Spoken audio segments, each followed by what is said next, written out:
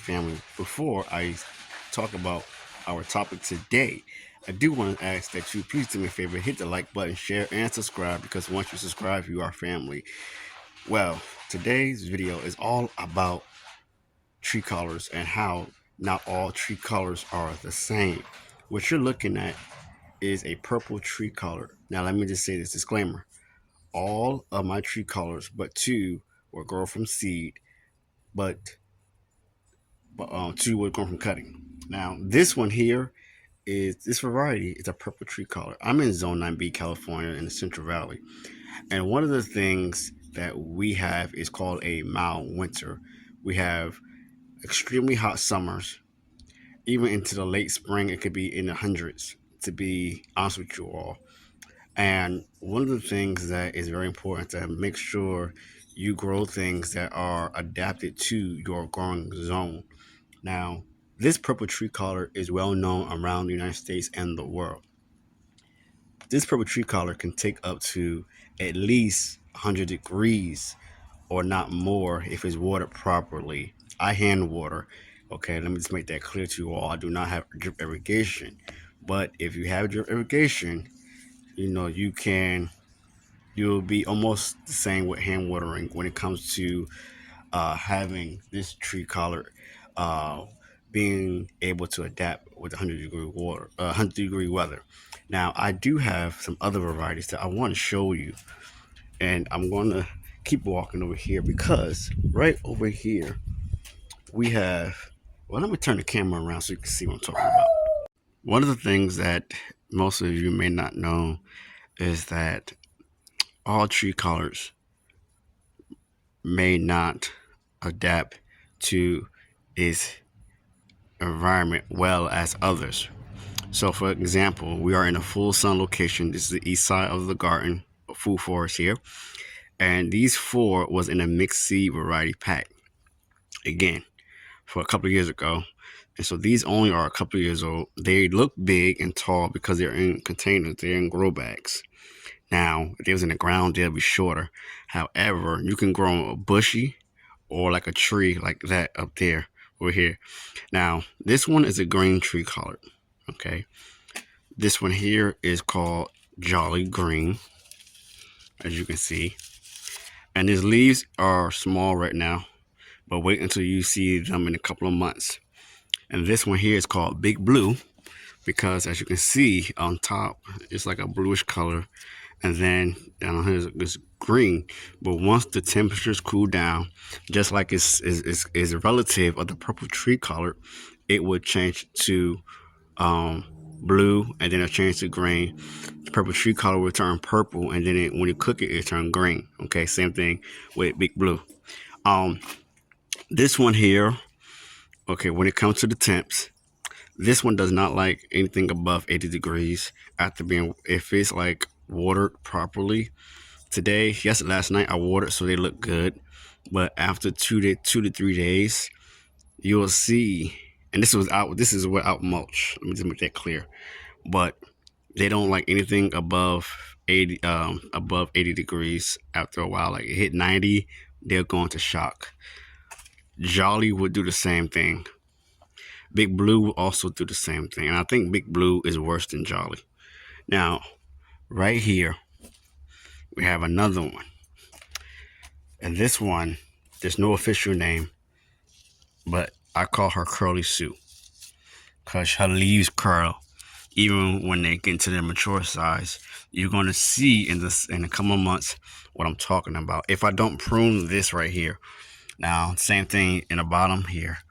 You can see that even right here, as she's naked right here, that all of this here is going to be new leaf growth coming in very soon. Okay, now let me just show you something while I'm talking to you all. One of the things I love about tree colors, perennial vegetables, you can grow certain things around them and they'll do just fine. Now, as you can see in here, interplanted, I have garlic chives in here. Also, we have garlic. And this is on an experiment to see if the pest pressure that you're seeing right here on this green tree color, how will it adapt? Will there be a lot of pest pressure We don't know. Now, right now, they're getting enough sun. Over here, same thing. This one has garlic and calendula. Now, you can also put your salvia with your tree collards if you want. You can put the sage, your regular herbal sage with your tree collards. All herbs of your choice can go in an arrangement with tree colors, even your comfrey, for example, as well. Now we are come over here, and I'm going to show you. This purple tree color is more bushier, as you can see, but around it we have scallion, which is also known as a green onion for those who may not know. And then we also have another propagated garlic chive here that went to flower and it's going to seed now. And we also have a garlic that's grown on its own. And as you can see with this one, there's not a lot of pest pressure. And I'm trying to figure out why is that. We'll find out very soon. Now let me show you the other propagated tree collard that has a lot of pest pressure. But let me first show you the Moret tree collard. Now, as you can see right here is a Moret tree collard. And let me just show you. This Moret tree collard is the only one that doesn't like anything above 80. Like along with his other relatives, as I told you about. If this thing get past 80 degrees, what it's doing right now, let me turn the camera around. This here is the Moret tree collard, like I told you all. And with the Moret tree collard here in the Central Valley Zone 9B, yes, it loves our climate, but if it's not watered properly, especially with triple digit weather, it will go into shock. I have realized that this Moret tree collard on my property, I have to water this every 2 days, okay? Because of the fact that if I'm above 80 or 90 degrees, more than more than once, this will go to shock. Now let me show you. Also, this one here has the most pest damage. Now I'm gonna show you another tree collard, the purple tree collard that's propagated as well. This one had the most pest, looked like it had the most pest damage. But as I look at it now, to be honest with you, the other one you're gonna see look way worse. Now, as you can see, she's bouncing back. The reason why I like the Moret tree collard, because as you can see, the leaves, not this is part of the asparagus, sorry you guys, but you can see it has a shape of a collard, annual collard green that we all know, okay, and see in a grocery store or at a farmer's market or even at a farm or garden, but community garden or garden. Now let me show you the purple propagated tree cutting. Now we're gonna walk over here right quick because don't mind to mess you all, but let me just show y'all something that is really mind blowing. Okay, and this shaded area, as you can see now, is almost 5 o'clock, and this tree collard is a purple tree collard that was propagated from the one you just saw. That's a bushy one. As you can see, there's more damage than usual. Okay, now I love the purple tree collard, but I noticed that where it's located, this one gets the most damaged. Okay, now what is causing this? We all know about the cabbage caterpillar, okay, and the cabbage moth or butterfly.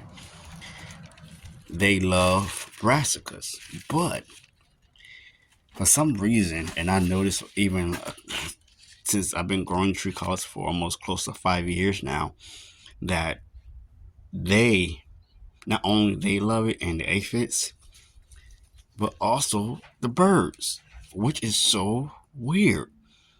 I don't know. I don't know what it is. Every year I notice that when the birds don't have much to eat, they come and nibble on the tree collard here. Okay, now let me show you one more thing.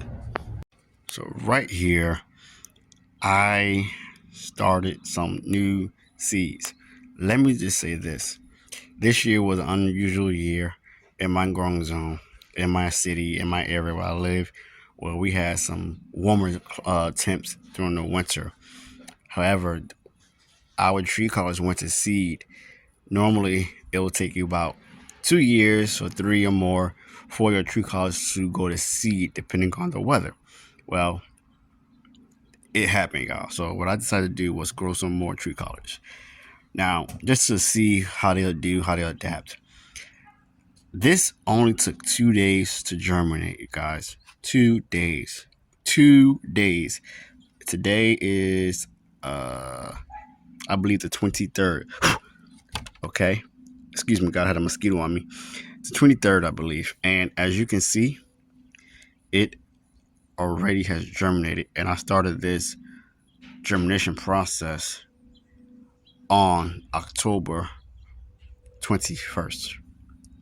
Can you believe it? So fresh seeds matter.